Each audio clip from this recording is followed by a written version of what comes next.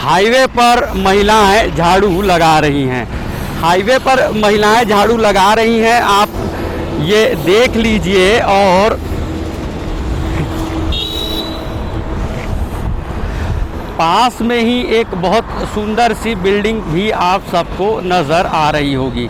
तो हमारे पीछे की ओर आप देख सकते हैं कि महिला झाड़ू लगा रही है। इस ओर दो लोग बस पकड़ने के लिए जा रहे हैं और हम जरा घूमकर यह दिखा देना चाहते हैं कि इस तरफ भी एक महिला झाड़ू लगा ली है, यानी कि एक जगह पर 3 महिलाएं आपको झाड़ू लगाते हुए दिख जाएंगी। अब हम आपको वह बोर्ड भी दिखा देना चाहते हैं कि हम रायपुर बस्तर हाईवे में डॉक्टर शिव कुमार डहरिया साहब के बंगले के बिल्कुल सामने हैं। नगरीय प्रशासन एवं विकास तथा श्रम विभाग शिव डहरिया, तो ये बंगला है शिव डहरिया साहब का, बिल्कुल निजी आवास यहाँ से नज़दीक है। और अब एक नागरिक से हम बात कर लेते हैं रायपुर स्मार्ट सिटी का जो दावा है उसके बारे में कि शहर में कितनी सफाई दिखाई पड़ती है। भाई साहब, शहर कितना साफ सुथरा नज़र आता है आपको?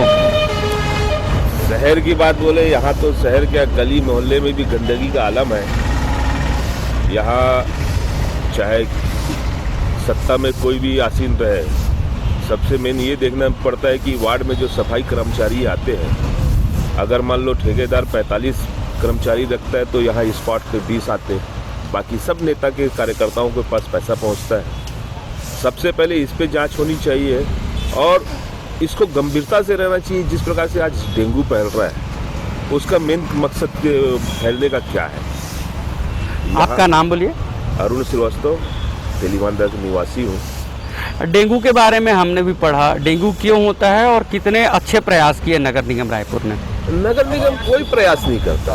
नगर निगम मात्र दिखावा और पेपरबाजी और पत्रकारों को गुमराह करते हैं। और कागज में उनका डेंगू के लिए मुहिम, मलेरिया के लिए मुहिम, सब मुहिम पेपर में है, लेकिन धरातल में कोई काम नहीं करता नगर निगम। आप इसके बारे में मीडिया के माध्यम से भी, जैसे हमको मालूम चलता है कि डेंगू के लिए विशेष छिड़काव किया जा रहा है, लेकिन रायपुर शहर में ऐसा कहीं देखने नहीं मिलता कि डेंगू को लेके, मलेरिया को लेके नगर निगम ने कोई विशेष। तीसरी लहर भी आ गई है, आपने पहला वेव देखा, सेकेंड वेव देखा, पूरे देश में ऑक्सीजन की कमी से मौतें हुई। आपको पता है महावीर नगर में नया कंटेनमेंट जोन बन गया है, तो उसका कारण क्या है? आपने हमारे को सबसे मेन कारण में जाना चाहिए कि ये तीसरी लहर फैल क्यों रही है। जब हमको 4 महीना पहले से मालूम है कि तीसरी लहर आ रही है, तो हमारे को सील ब्लॉक करना चाहिए।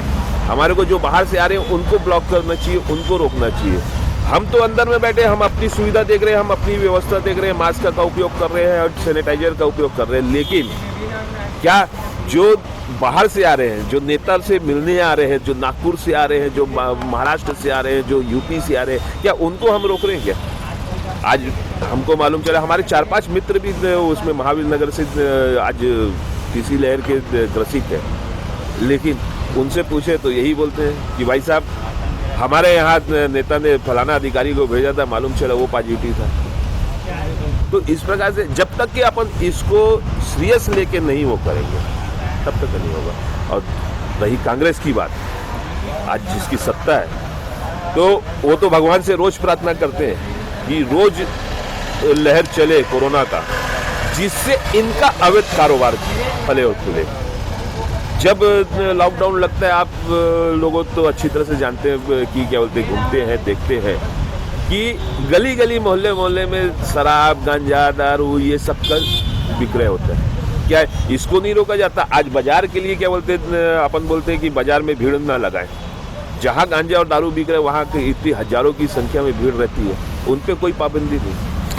तो बड़े बेबाक नागरिक अरुण श्रीवास्तव साहब हमारे साथ हैं। तो बिना देह से दूरी का पालन का जो नियम है वह हम तोड़ देना चाहते हैं, और वह नियम हम इसलिए भी तोड़ देना चाहते हैं कि लगभग 2 महीने तक राज्य के मुख्यमंत्री भूपेश बघेल दुल्हन की तरह अपने शासकीय आवास और मंत्रालय में कैद थे। लेकिन जब वो 2 महीने बाद मुख्यमंत्री Bhupesh Baghel chamber of commerce के कार्यक्रम में आए, उनका सम्मान किया गया। एक व्यापारी जब उन्हें पगड़ी पहना रहे थे, तो व्यापारी ने मास्क पहना था मेरी तरह, और मुख्यमंत्री भूपेश बघेल बिना मास्क के थे। तो मुख्यमंत्री भूपेश बघेल साहब जिस तरह से बिना मास्क के थे और व्यापारी उनके बाजू में थे, तो वो फोटो देखने के बाद हमने प्रेरणा ये ली कि ये जो आम नागरिक है अरुण श्रीवास्तव साहब, उन्होंने बड़ी बेबाकी के साथ भूपेश सरकार की आलोचना की, जुए सट्टे की बात उन्होंने की, और उन्होंने यह भी बताया कि सरकारें तो कोविड-19 के कई वेव का इंतज़ार कर रही हैं, और इसी तरह से उन्होंने अच्छे नागरिक होने का परिचय नहीं दिया है, वो बिना मास्क के हैं। और उनकी तरह ही यहाँ हमारे आसपास जो मौजूद लोग हैं, उन लोगों ने भी मास्क नहीं पहना है। तो हम आम नागरिकों, पत्रकारों, वकीलों, बहुत सबने नियम तोड़े हैं, और सरकार के मंत्रियों तो नियम तोड़े ही हैं। तो इसीलिए छत्तीसगढ़ की राजधानी रायपुर में तीसरी वेव आ गई है। महावीर नगर में कई कंटेनमेंट, 1-2 कंटेनमेंट जोन बने हुए हैं।